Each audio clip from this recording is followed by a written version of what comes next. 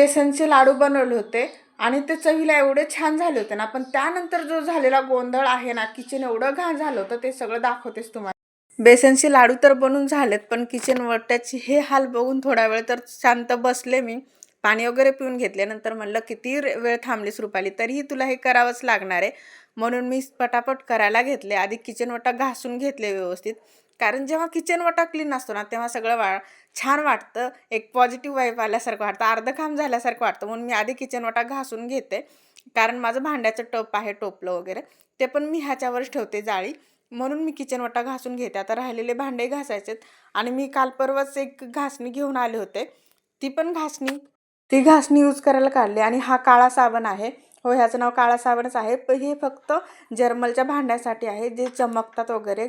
आपण चुलीवर जरी केलं ना, तरी ते भांडे घासले तरी चमकतात असे होतं. आणि ते मी पुण्याहून घेऊन आलेले, कारण इथं भेटत नाही लोकलमध्ये, आणि म्हणून मी एवढं सारं घेऊन येते खूप. पण पटापट काम आवरले, कारण आता नाईटला पण स्वयंपाक वगैरे बनवायचे. चला भेटू पुन्हा, बाय.